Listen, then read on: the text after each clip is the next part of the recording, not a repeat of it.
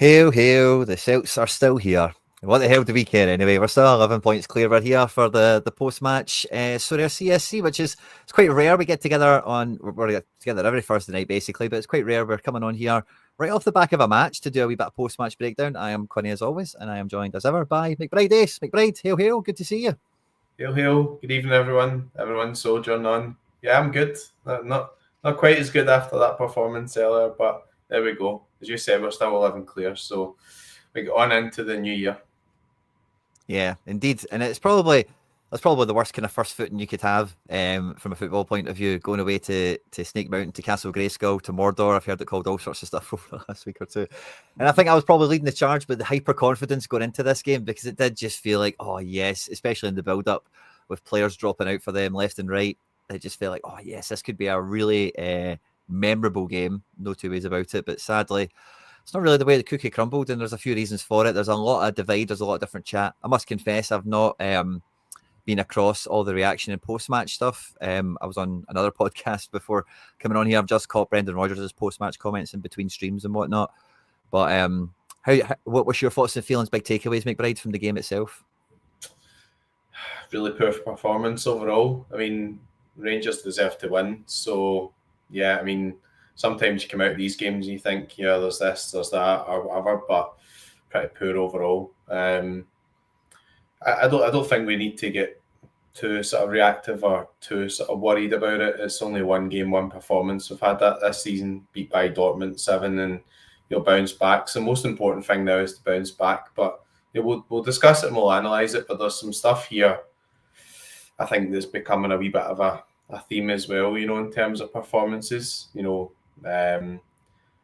quite hard to single out players, because I think actually the only guy who played really well today was Carter Vickers. I think everybody was really poor, so I don't think you can really start jumping on certain guys, but there'll be obvious people that we'll talk about, Liam Scales just had an absolute stinker from what I was really surprised he came out for the second half, because seriously, we're going to have to make some changes here at half time. I think Brendan did make some changes at half time, but not to the actual personnel. So, it looked like Greg Taylor was playing more in the midfield position, and start the second half when Farashi scored that goal and get chopped off. I thought we'd started to play a bit better, but it wasn't our day. But I think there's still a wee bit of work to be done in the transfer window, and also we're going to have to find a solution to some of these sort of problems that have arisen now, i.e., I think we've seen it way back, Dynamo Zagreb, Club Brugge, cup final against Rangers. There's been a lot of performances where we've just really struggled to actually progress the ball, or we're getting caught on the ball and all that sort of stuff. So I don't know, how did you feel about that? I mean, you're pretty good with the tactical side of things, but I think the way that Rangers set up we just couldn't really get through them. Well, I couldn't believe, fair enough, Engels drops out last minute for Bernardo, apparently down to a wee bit of a bug, the kind of flu, the Lurgate that's kind of doing the rounds at the moment. Fair enough, whatever. But I couldn't believe the way he'd set up the midfield, because we'd seen Rangers' plan of attack to try and get at us in the cup final. Clement was quite open in the press conference, saying that that's the plan again coming into this game. We did well, we were unlucky with the margins, was his chat coming into it.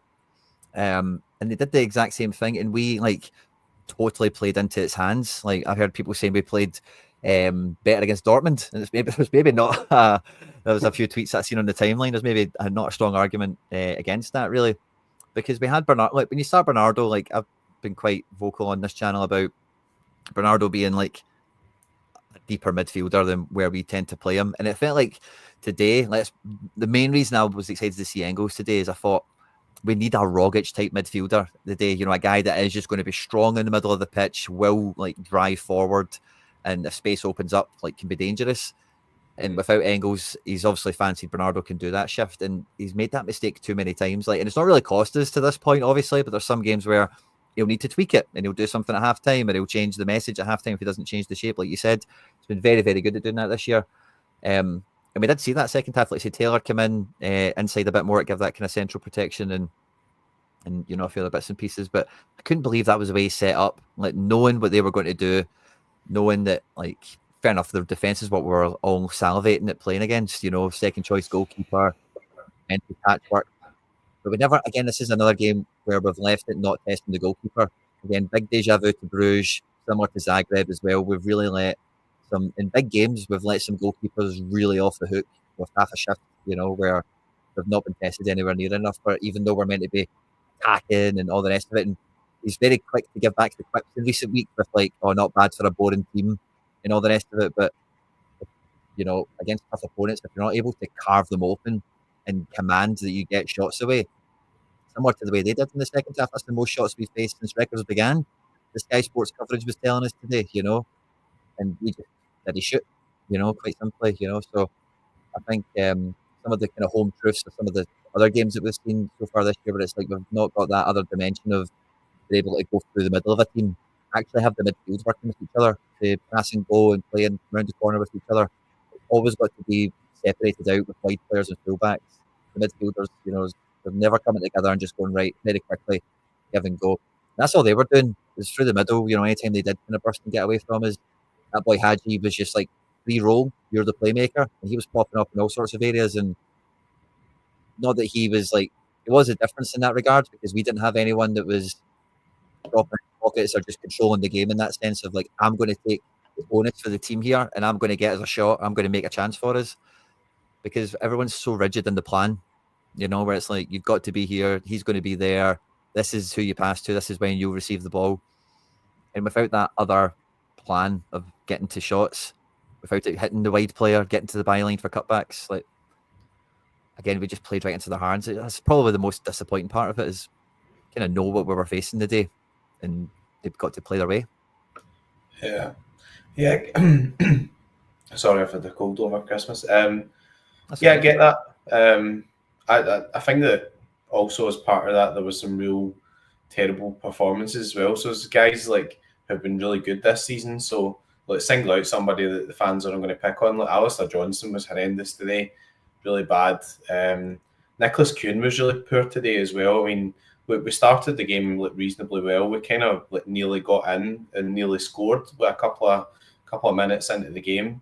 But then from after that, like anytime Nicholas Kuhn got the ball, we just seemed to just give it back to them, if that makes sense. So he's been the guy this season where when the balls went out to him, he's been able to make things happen for us. But today he was proper, like, sort of just wasn't one of his performances. And again, you can see there Alistair Johnson, just didn't really have a good game, I don't think. As you say, I think that there's an element of the way we played, but also Brendan does have to take some responsibility with the way we set up, because a lot of the times that Liam Scales giving the ball away, he's trying to play the ball in areas and there's nobody available or there's nobody shown for it. So, I mean, I think back to, was at the Bruges game, and you're sitting watching that game, and, the way they sort of matched up against our midfield, and, we would be moving the ball about, and there just weren't options available, if you know what I mean. So we weren't getting through them in any way, because the ball was coming out to like Nicholas Kuhn, and he would look, and everybody was all marked and stuff. So, So I think it's more of a concern, I think, because it's happened in the cup final. Rangers played pretty well against Celtic in the cup final, and then you've had that performance, obviously, again today. But I don't think it's just a performance today. I thought we were awful against Dynamo Zagreb. Their manager's just been sacked. That was a great opportunity to break somebody down, win 1-0, win 2-0. They were wrecked with injury as well. What's that? Yes. With injury as well.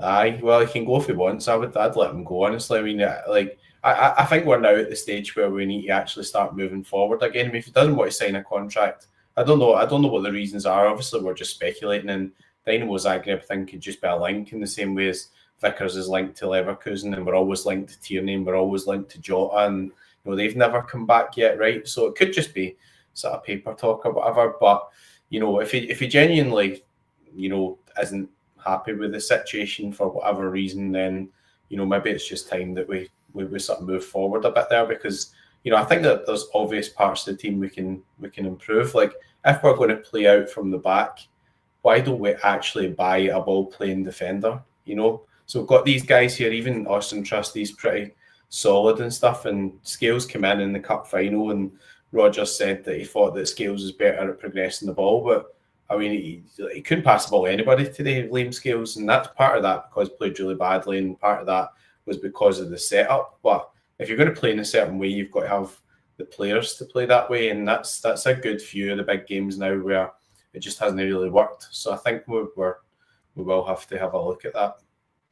I think it's all on set up today. Like I had to go and get my notepad a minute ago because I was also taking some notes for this game. And one thing that caught my eye, like especially the way we were playing at halftime, and I was also set at this point thinking we would turn it around.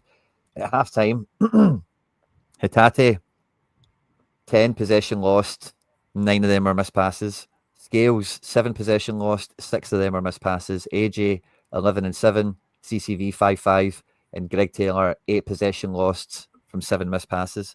And that was all in the first half. And I think like when you look at the way we were trying to pass, like in general, like because Rangers again Rangers were always happy for us to have the ball, similar to the final. They were really happy for us to have the ball with the defenders. But the way that we always just have like this was also I've not updated this, apologies, but because of the way we were having Bernardo, like they just always had like these 4 guys essentially, Haji Bayrami, these guys were always in the middle. You know, and when we've got Bernardo over here, Hatate try to support up here. Taylor, the first half was a left back. Second half, like you say, did come in a bit more. But when Scales is coming into this area here, like everyone is like, it's just impossible to get the ball to anyone. So there's a lot of possession lost here, but it's all from Hatate, Scales, the rest of the back 4 here because they just couldn't get through this crowd.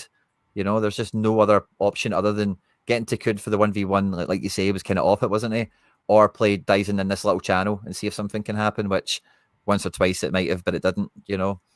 And there's no other option of, you know, can Hatate go in here, play a 1-2 with McGregor and then play Bernardo on an overlap or something? No, never happens. There's never any, like these 3 guys going, right, we'll get the ball, couple of passes, we'll get it into the final third. It just never happens. It's got to be, and Vickers, to his credit, by the way, Vickers got right high in this game a few times, didn't he? He really got up the pitch and really did better. So huge pass marks, like no complaints at all on Vickers on any level, which normally I can be a wee bit critical on him for his passing, being just a bit basic, you know, but fair play to him. He got up a bit higher. But see, because we never try this or we never like, you know, we always talk about the importance of scoring lots of goals domestically to match up with like the European teams that are like us that do well in Europe. It's just one of these hallmarks you seem to see that happens with teams that dominate leagues the way we do. And the reason for that is because it gives you different ways of scoring goals. And yeah, you might say on paper we do, but on the evidence of today, when the chips are down, we've not got the gumption to like, how could we craft a goal out of this situation? It has to be the way we've rehearsed. It has to be the way that the song says, step 1, step 2, step 3. And if that's not the way it is, then we're not scoring or we're not even shooting. You know? Yeah. I mean, I think Engels would have started. I think he would have started. I'm not, you know, definitely not sitting here making excuses like the performance wasn't good enough. But I think you would definitely have Engels in that team if you're playing in a game like that. But also, you've got to look at other areas of it, like everybody was sort of complaining a bit about the fee when we got Adam Ida in, right? And you know, you bring him on and it's like a different option, but again, he's not really that different option in terms of style, if that makes sense. He's not a big strong guy who you can get the ball up to and play off of and make runs off of. He was kind of he was at one point I seen him taking the ball and he was like standing away back, like at a right back position and passing the ball back to Carter Vickers. So it just didn't work. So I'm sure it will be something that we'll review because like anything, Celtic have been really, really successful. We can't lose sight of what's happened. We've got a cup in the bag. Last season, we were undefeated at home. We only lost 2 games in 2024. We're in the Champions League in a good position. So there's no point getting all like, don't want to be getting dead depressed about it or whatever. But maybe it's a good sort of time for it to happen, being in the window, because, this definitely looks like from the squad perspective we're one winger light. Palma doesn't really offer that winger option. James Forrest's injured now. Hatate's form's really, really poor at the moment. So, maybe even with that feeling that we've got a lot of strong midfield options. Maybe we don't. Maybe we still need that sort of creative type in the centre of the park, or maybe we just need somebody that can go in there and, like we talked about it, the guy Onyedika that played for Club Brugge against us. Yeah, he just stood at the base of the midfield. He was athletic. He was economical on the ball. Never done anything going forward, but he just done all the sort of difficult stuff and gave to Jashari and gave it to Vanaken and stuff like that. Whereas Callum McGregor, again, he was kind of partly to blame, I think, for that performance there as well. So we started pretty well, and then the reason I'm kind of singling out Scales is that at the start of the game we started pretty well, and then Callum McGregor got caught on the ball, and Rangers got a bit of wind up there, and then I think Scales gave the ball away, which ultimately led, I think, to the goal. So, I think that, as captain, he's got to also take some responsibility as well. But, I know you're a big, I've got a big feeling that McGregor's not really a defensive midfielder, and obviously it works when you're playing against St Johnstone or home where you're playing, it's really possession dominant, but doesn't really work in other types of games. So I'm totally with you. There's lots of comments coming in, lots of great interactions. I'll do my best to put them up on screen as they come through, guys, but I've been hanging back for this one for a wee second. It's not really the case for the need of a plan B, I would say, Alan. First of all, thanks a lot for joining us over on Facebook. We're live on Facebook, YouTube, and I think that's all tonight. Please like and subscribe, follow, share, retweet, all that good stuff, of course. But earlier, it's just having another route to go, just another way you can get shots away, get actual chance creation on the go. And I think McBride's yeah, I think today, if you put Bernardo in there and put McGregor in that role to go up and down the pitch, I think we do a lot better, because Hatate was often in space and it was a lot of, it just came to nothing, and with him and Engels or whoever it might be, anyone that comes out of midfield, they have to play with somebody that's not in midfield. And it's just, again, they just made it dead easy to put numbers around everyone in the key areas of the pitch we want to play in. And because we wouldn't play in other areas of the pitch, it just became dead easy to set up against. And then for the possession we did have, what was the possession in this game? 61% to us. Wow. Isn't that just tell you exactly how this went? We just had nothing to do anything with it. Somebody in the chat also asked about McGregor's stats. Passes, 43 accurate completed today, 6 missed, which again is very low by his standards. But again, he was just always crowded, so he didn't get the ball too much, which we kind of practiced in the last game when McGregor didn't play, and that seemed to be a nice evolution. But Bernardo's not that guy, to do that, to gallop up, and he can. He's fine at it, like we say, but it's not his bag, It's not overly his repertoire, what he's up to. Like it seems to be for Engels and some other players that are not at the club anymore. And I thought McCowan, maybe the opening kind of 5 minutes he came onto the pitch, he added a wee bit of life into that role because he came on for Bernardo. But I think this game would have been totally different if he just played Bernardo in that centre position and gave McGregor the freedom to kind of go around the park a bit more, because that would have just totally done them as well. And then you also negate their plan that that they're coming into this game with, So it just felt like we really let them into the game with the approach of spreading the midfield out, unlike what we tried in some other games recently. It seemed like we were trying to develop the midfield a bit. And then for this game, it was just, right, this is the plan. And then even though Engels isn't playing, we're not going to change anything. Just Bernardo, you just do what we'd been practicing with him. You'll be fine.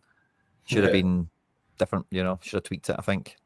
Yeah, I think so. I mean, it didn't really work. My biggest surprise was, I know we did change the tactics a wee bit, but at half-time, there was no actual personnel change, because it was pretty obvious to me at half-time that it just wasn't really working. And fair play, okay, maybe it's a wee bit unfortunate as well, because Celtic scored a good goal and it was offside, and that was a good bit of play. And I think at that point in the game, felt as if we were actually starting to play a bit of football again. It was the kind of main point in the game where we thought we're actually playing a bit here. We're obviously had a lot of possession of the ball, but we weren't really doing anything with it. Whereas the first 10 minutes, second half, you thought, if we get a goal here, you might actually, be able to go on and win it type thing.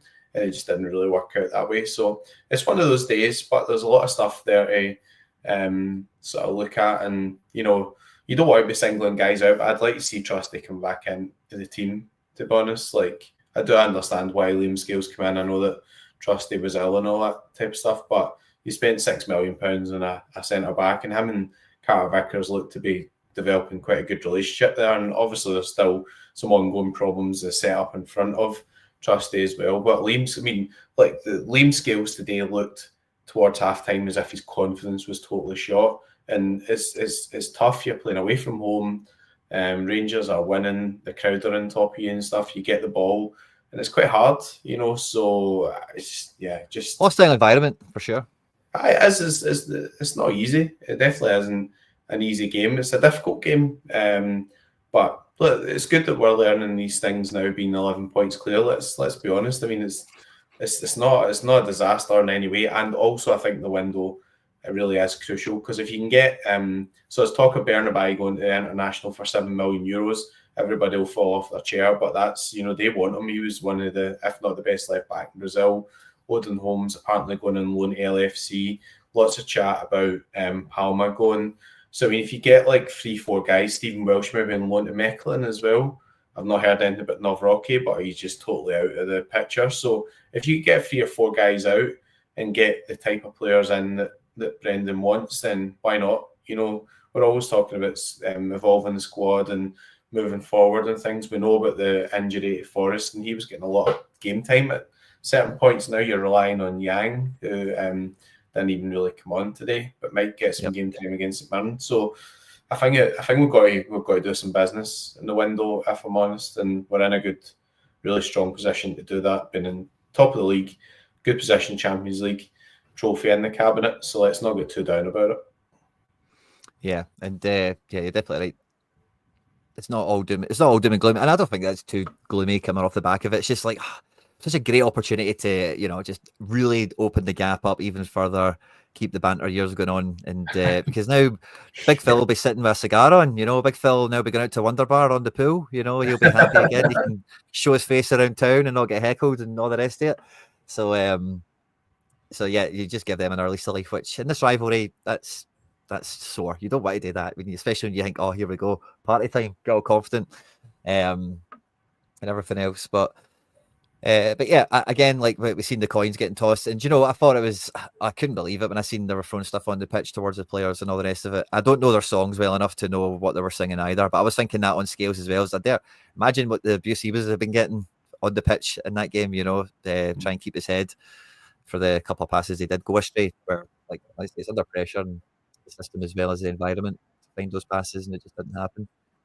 And a lot of people kind of chiming in agreement with McGregor, kind of chat in that defensive mid position. But I think it's stuff that we all know, and that's the most frustrating part about seeing how abject we were. I thought, again, Brendan's going to change this at half time. He's going to make a difference from the bench, like he has done so often this year, and we're going to get back into it, because when the scoreline was tight, it was still a very nervy game. It was still quite tight. The goal that they scored from the corner is just kind of one of those ones, like, hey, that happens in football. And, if you don't defend set pieces, people will score them against you. And you think, right, this has got to be us now. Come on, lift the ante a bit. Go and get some shots away, really test this keeper. And that little faint bit of hope, like Kyogo's offside, McBride was on the 52nd minute. Genuinely, after that, I don't think anything happened. Like, the whole second half was a real non-event of a match. Just nothing. Yeah. No. I felt like one of those sort of turning points in the game, and it is only a one-off game of football as well. It's not like it's a lot of games in the league, and we've built this position. So, it did to me from our perspective.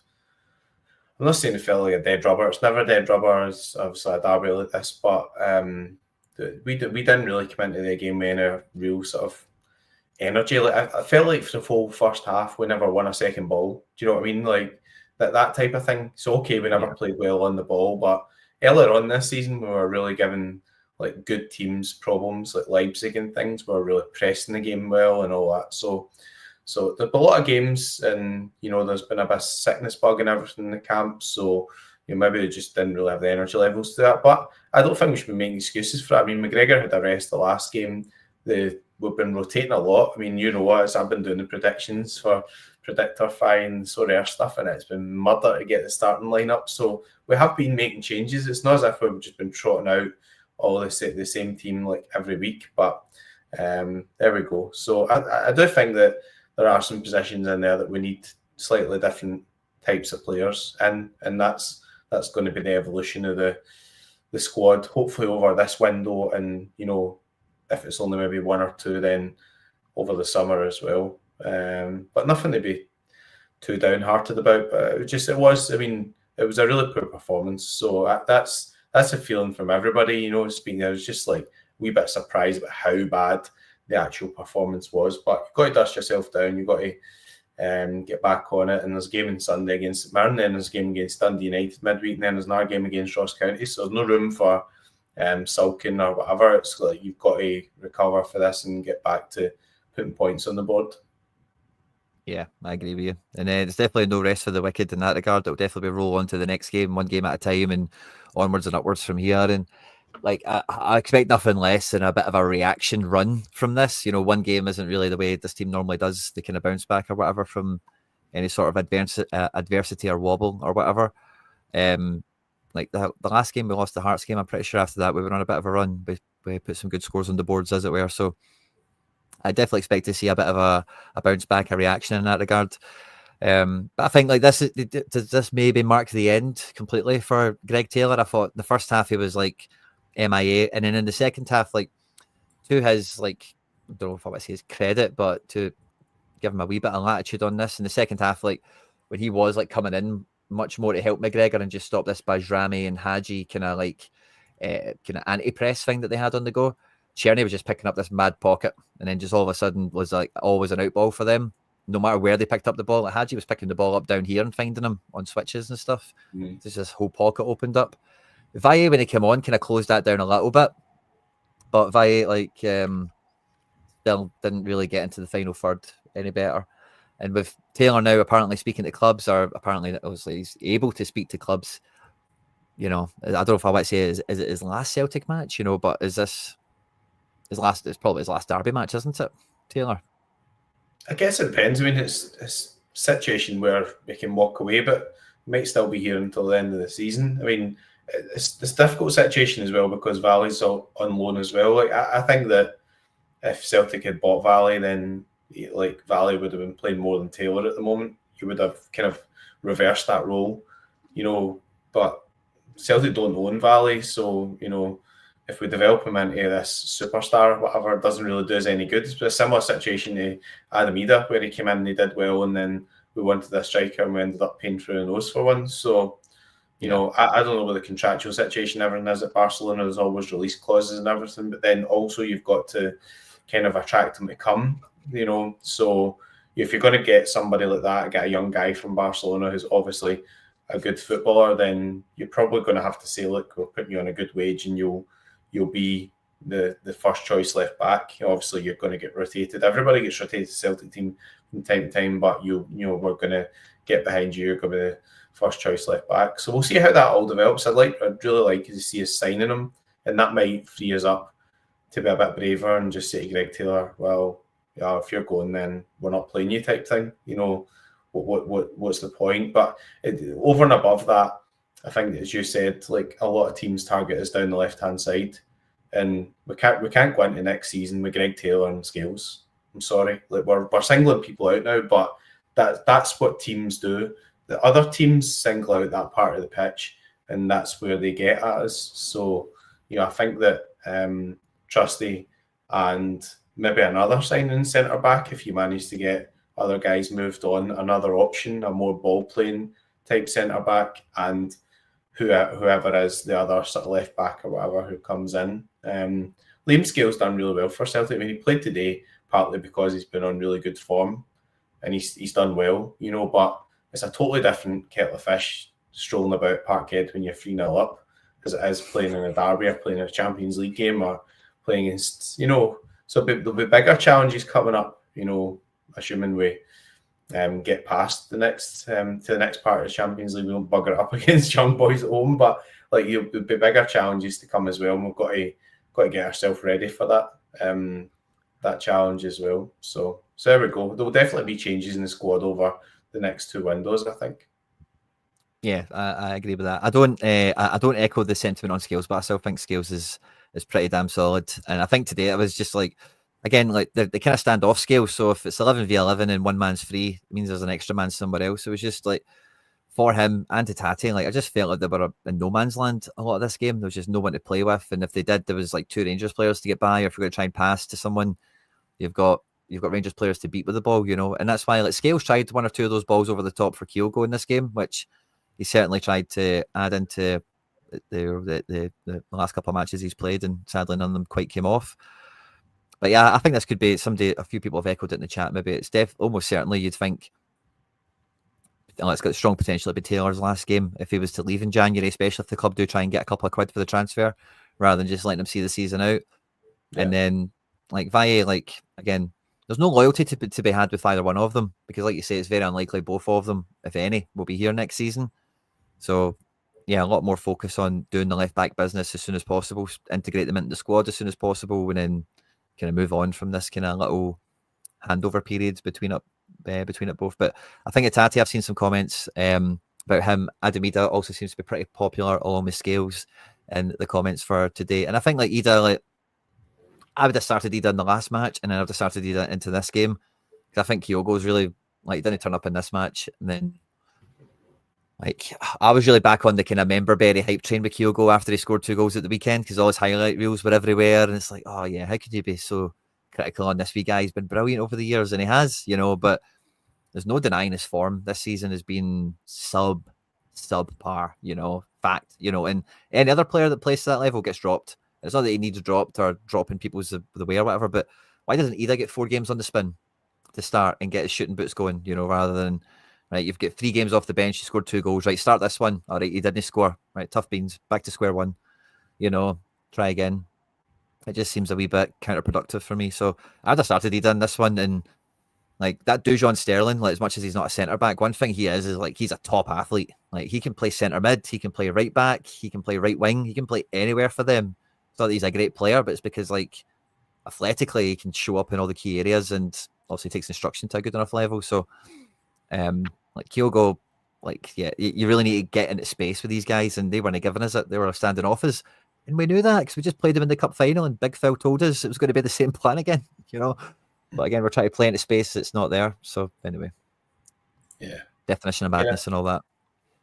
Yeah, I get it. I get it. On Scales, like I don't know if anyone's really noticed, but even you look at the 3rd goal, like the ball comes in, it hits off Vickers, and the guys run off of Scales, and Scales is running back as if I'm tracking back. So I think Scales done really well for Celtic. He's a good squad player, a good option to have cover centre back and cover left back, but he should be a backup option. That's just my opinion on it. He should be a guy who can come in for some of those home games, for on a bit of rotation or whatever. It shouldn't be the first choice. I don't think we're going to get any better if he's going to be there, because he doesn't have the ability, or he doesn't have the pace, and it's been harsh, but we're talking about improving. We're talking about Greg Taylor's done pretty well for Celtic, and he's won a lot of trophies and everything, but you just highlighted it in the tactics. As soon as Greg Taylor came in, Rangers' outball was down that side, and that's where they got all their joy. And that's not been the only time that's happened. Like I've seen it happening at like Kilmarnock away from home or whatever. There's loads of teams that kind of notice that. Even against Club Brugge got loads of joy. Scott Wilson didn't really rip us to bits, but he got loads of joy down that side as well in that game. So like I think that's an area we've got to improve. We've got to play with somebody who comes in and helps out a bit in midfield, and they've got to be athletic, got to be able to run back.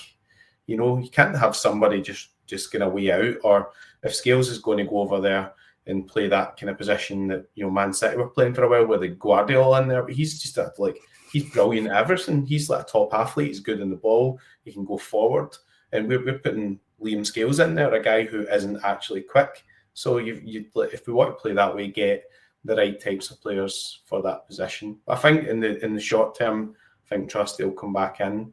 I'd be surprised if it doesn't, because that was a shocker. I mean, honestly, it was just a bad performance. And in our ones as well, I'd like to see McCowan get a game at the weekend. We just think like Hatate just isn't playing well at all at the moment. So when you've got guys that are just not playing well or whatever, then sometimes you've got to take them out for a game or two and just, see if you can get a reset, see if it's to do with fitness or energy levels or whatever, just take them out and give them a chance. Like Engels had a couple of games on the bench, and then last 2 games for today was man of the match, so sometimes players just need a wee bit of a reset as well with a heavy schedule. So I think the changes for St Mirren anyway. So yeah, I would be surprised to see Vickers play 4 games in the bounce when there's a game every 3 days, meaning the St Mirren game coming next. I would be surprised if it is Scales. It's actually like absent from the starting 11 in that one just because of Vickers in general. I was surprised like he played at the weekend. I thought there might be a shot he might come off at 60 or something, so I think that's a part of the thing with Scales as well, as he is just, and lastly, I've got no problem with getting a better player than him, but I think the thing that always the conversation becomes for me is, not you, McBride, but generally like most Celtic fans you can interact with don't understand like how expensive a better than Scales defender is. You're talking Arnie Engels money, like quite frankly, so be prepared for spending that on a centre back, which Celtic don't seem overly up for. I've put Josh Agnew's comment on screen here as well, because I do think it's actually one of the low-key, most contentious moments in the match, because Hatate gets pulled up for a handball in the box. The referee blows for it instantly, and surely for a goal-scoring opportunity thing like that, you just let the play fizzle out and you let VAR catch it. That's because Hatate gets back to the referee. The referee cannot see it. Like it's not like, again, you can go and look at this, the freeze frame. Celtic fans, I'm sure, will be getting it put on the timeline somewhere at some point. But like the referee can't see it as a handball to give it, but he gives it so quickly, so confidently. That kind of pissed me off when it happened. And I thought, surely with that, and you see the replay and it hits him like dead center chest, but he's obviously like shaping his body. And because of the shape of his body, there's no way the ref can see it, So I thought that was low key. That was at 1-0, maybe 2-1. 2-0, sorry, I beg your pardon. And another thing I wanted to say low key that annoyed me in this match as well is the corner goal. Is it the corner goal or is it? I forget. I think it must be the corner. Ida shits it. Like the ball comes in, and Ida like does that. The ball comes over here. I wasn't. Again, maybe I'm being harsh, but that was my initial take on it. I said that earlier, Quinny. Like it was one of those days where we weren't like Rangers. Like I don't know if you can get a stat like that, but like the second ball type thing where they won a lot of the duels. Like the ball would break. It was kind of a game that maybe doesn't suit us as much because it was a bit more messy, and it suits obviously Rangers a bit more. But like they won a lot of the sort of second ball, or they were hard to sort of play against. But the overall thing is now that teams have realised that. So there's teams realised that if you try to play against Celtic, try and out-football them, that it's not going to happen. Celtic have out-footballed Leipzig, they've out-footballed other teams in the Champions League and everything. So teams are not going to go and try and like beat Celtic at their own game. They're going to look towards other stuff. Like we played against Aberdeen away and they camped in their own half at home, for most of the game and just played for a certain type of result. So we're just going to have to deal with that now. But I think that, as you said earlier, we're lacking some of those other options. And there's a theme there up front as well. But Ida and Kyogo, none of them are performing. But you've got to also ask why none of them are performing. And the reality there is that we're not actually getting through teams to get any sort of supply into them either.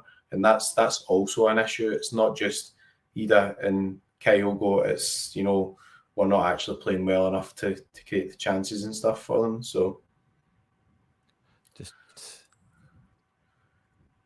see what I mean? I don't know. Yeah. I don't think he's harsh. Kind of behind. I want your striker going to head that personally. I don't know if I'm being harsh, but I proper nearly missed that, didn't I? But like, it's just a bad day. I mean, it's a bad day at the office. I did catch Brendan's post-match comments, and he basically just said, "Look, we weren't good on the ball. We weren't progressing the ball well. We were giving the ball away when there was no pressure on the ball as well.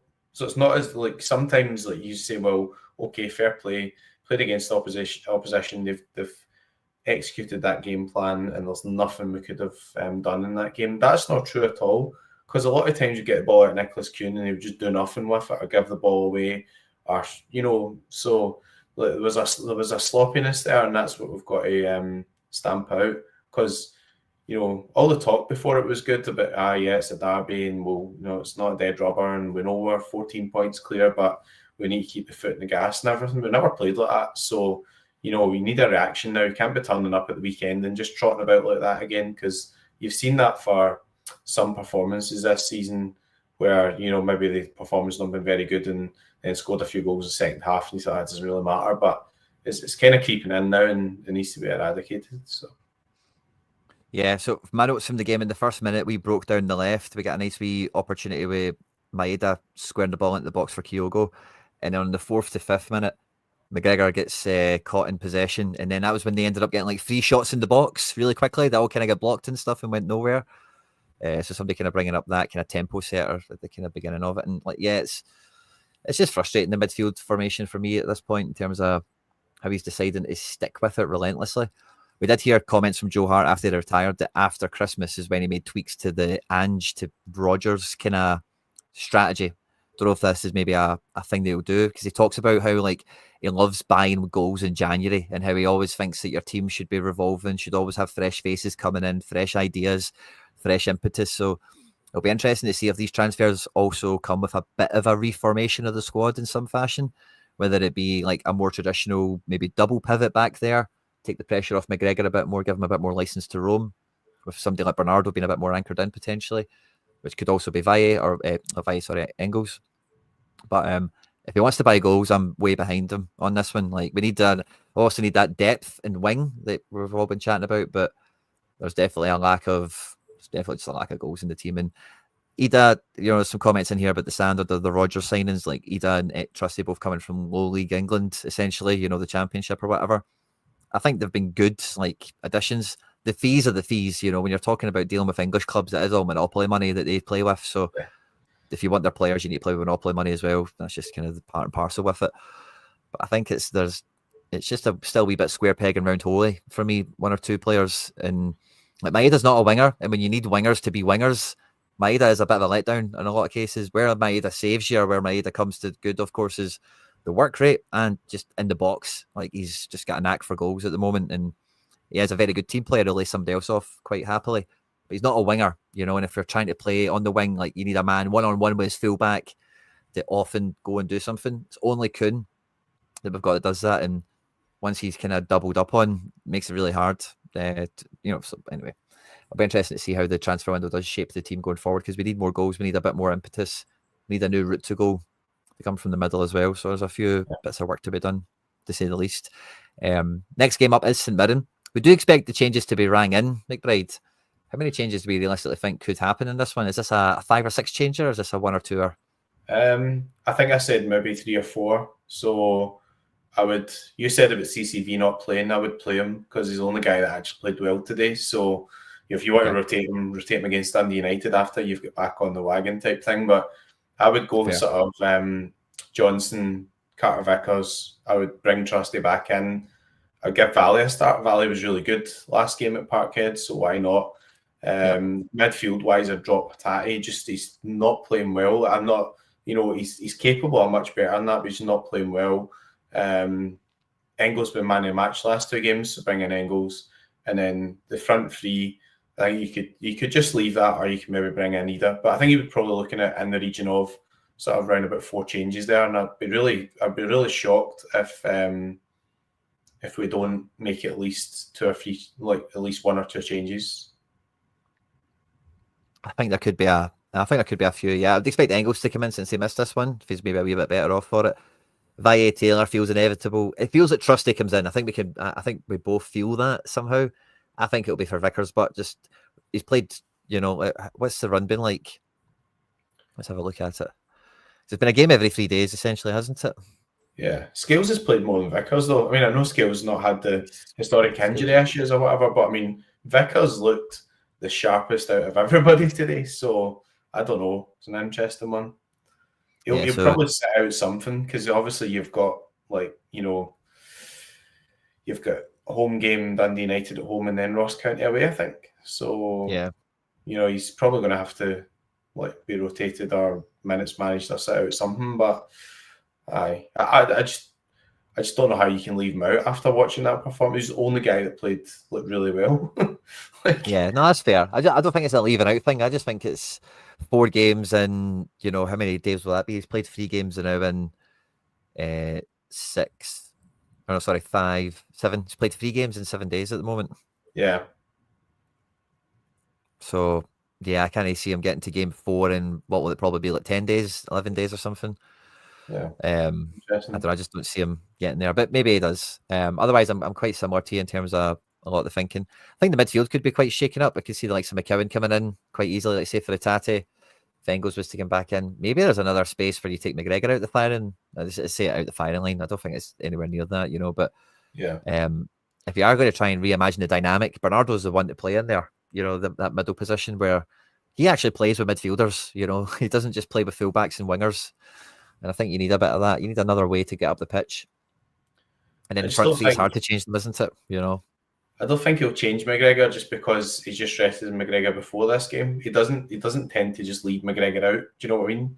Yeah, Like, agreed. because people asked me before the game before, and I said I thought McGregor might maybe come off at 70, but he would start, and then he was totally just left out. So I don't think after getting beat, I just don't think he'll leave out McGregor. That's just my opinion on it. I think he'll be looking for a bit of leadership in there in terms of we need to get back on it here because okay, we're 11 points clear, but you start dropping more points, then that becomes not an issue, but becomes more a theme. Whereas a one-off game and you bounce back, you can move on from it. So I think it'll be a couple of changes, but I don't think it'll be anything too bonkers. And then inevitably you've got a game again midweek, and then I think you would see another 2 or 3 or 4 changes there, and then by the time you've done that, you've pretty much rotated the whole team anyway, haven't you? So Yeah. It could be the way it goes. It's going to be a difficult couple of games to kind of call the game, call the team in advance of. But yeah, I think this next game might give us an idea on the kind of pattern, at least, of like if McCowan comes in. I was just thinking there as you were talking, like, is there any chance that Valle is the only change and he just says, right, I'm sticking with you guys, go and make it right, go and put a big game on, and then, like you say, from Dundee United, maybe rotates from there. But Dundee United's not a mug team either, they're top 6 at the moment. Yeah. And St Mirren beat Rangers, so I mean, I don't think you can really underestimate anybody after that performance. It might be more, maybe 1 or 2 changes. I say I'm always talking about Liam Scales or whatever, but I just think like Scales came on the cup final and then he's played every game since. So I think he would be maybe more after that performance, more of a candidate to be rotated or whatever than Vickers, and then. Hatate came off at 70 or whatever, so he could well start again, but just not really been playing very well, I don't think. Actually, the problem with Hatate is he's a good game or two, and then, or he does something good, and then he spends the rest of the game, he's just been pretty poor. But he is one of the guys in the middle of the park. The other guy in the middle of the park we rely on to progress the ball. That's the problem, right? He's the one that can take the ball in and can progress it pretty well. So, maybe we need more of a type like that. But I think I was surprised Luke McCown never started the game before Rangers. So I think Luke McCown will start this one because he's done pretty well when he started at home. And you've got to look back to that, to the guys who've done really well in those games. Engels, man of the match twice. Luke McCown's contributed a lot in the home games. So I think he'll maybe revert a wee bit more just back to that, just to maybe freshen it up a wee bit. So a couple of changes would make sense, I think. Yeah, just looking back at that St Johnstone team again. Valle starts, of course. Yeah, I can see we've seen this before for a minute before one of them get injured. Was it Taylor? But Valle and Taylor were on a wee bit of a midweek and a weekend rotation pattern, so maybe that kind of does play into itself quite easily. You see that happening. Yeah. Bernardo Engels, Bernardo Hatate. Yeah, I can see it. Hatate's played a few games on the bounce, hasn't he? He's been subbed off all the time, but after I've recently been dropped for the Motherwell match. So I don't know, it's a tough one. Yeah, against Dundee United, was that away? Hatate and McCowan. McGregor, the 3-wee guy midfield. Remember that? That was actually nippy, but it wasn't as good as it should have been. That was a game where we had the sickness and everything. Yeah. Yeah, so Johnson was injured and Kuhn had a knee thing, and Trusty and Carter Vickers had the flu or something. So when you look back to those games like the 5-0 against Ross County at home, I think was, I'm pretty sure McCown started in that game. Yeah. Aye, rinsed it. Really good. So yeah, good show. Definitely see off the back of Bruges. Yeah. Yeah. So I mean, that's why you've got a squad, and like, McCann's been a good signing, I think, especially if you look at the fee. So, yeah, I mean, I think you would use what he freshen it up a wee bit. So I thought Furuhashi done okay today. Like, I mean, I don't think he was really to blame for the overall performance. I mean, that goal he scored was a belter. Obviously, it was offside, but he was the guy who actually did cause one or two issues, if that makes sense. But I don't know. But it depends what you're looking for, I guess. Yeah, it's just a bad performance. So I think, yeah, I've been so torn on Kyogo for the last year and a half at this point. Like, even when he's scoring, as you know, I'm always bitching about him not passing the ball for tap-ins for other people, and like now, like, it doesn't feel like people are saying he doesn't get the service. He does get a bit of service, but he's like, he's worked on this game of I'm the finisher. I'm not doing build-up play or anything like that. And if you're not finishing, then you're really quickly becoming a handicap rather than an enhancement into the team. So happened with better team players to him though. I mean, look at Haaland at Man City. Like, Haaland started the season, he looked as if he was going to break every single goal record that ever has existed. In the last 5 or 6 games, like, he's hardly had a kick of the ball. So, and that's in a Pep Guardiola team, but then they've lost key people or whatever, and just not really worked. So, like, yeah, I'm not just defending me. I love him. Obviously, he's on the screen behind me up in the wall. So I love Kyogo, right? He scored 2 goals at the weekend, and his goal record, considering the amount of starts he's had, it's not been enough. I don't think, he's missed too many chances. And as you say, the sort of general build-up play. So I think that's where we are struggling a bit as well, because, Ida comes in, you think, all right, it's a different option.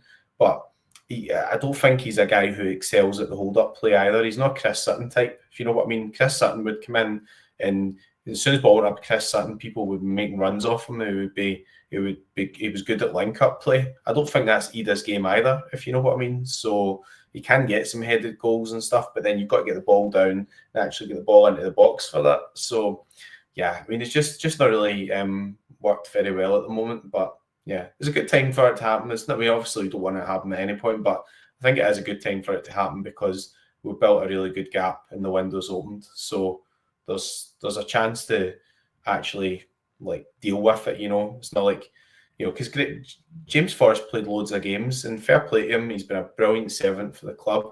But also, you've got to look at that realistically and say, well, at this stage, we still don't have a better option than James Forrest coming in as a winger. We've got to look to try and improve on that and make sure that James Forrest is more of the backup rather than a guy who's taking lion's share of game time for a lot of these games, because he was playing a lot, which is still testament to his attitude and everything. But we need a winger, right? I think we do need a winger. We've been overly reliant on Nicholas Kuhn all season, even though Dyson's playing better.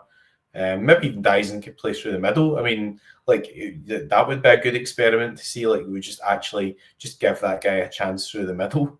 That's he came as a striker, really, didn't he, from Japan? So we'll see. It would probably work out for the best, I would say. McBride, I don't know if you've been aware of this, but we've actually never had so many people on a live stream before on a Thursday night. So me and McBride would do this every Thursday at 7:30. There's over 250 of you on YouTube, but only 35 likes. Now, guys, we know the magic numbers are 67 and 88, so we can't finish the show being live without hitting one of those numbers. So if you haven't hit the like button yet, take the phone out your pocket, change the tab on your computer, whatever it is you need to do, hit the like button. Helps support the channel, means we find more Jungle Gyms to come and join us for when we do these live streams, podcasts, videos, whatever it is we do on the channel that you enjoy. So please do hit the like button if you're here, as well as getting involved in the live chat. For anyone that's watched this after we've been live as well, get into the comment section. Of course, the comment section on this channel is renowned for the fire that it brings in terms of hot takes and predictions. So be sure to let your thoughts and feelings on the match be known in the comment section after we've been live, of course.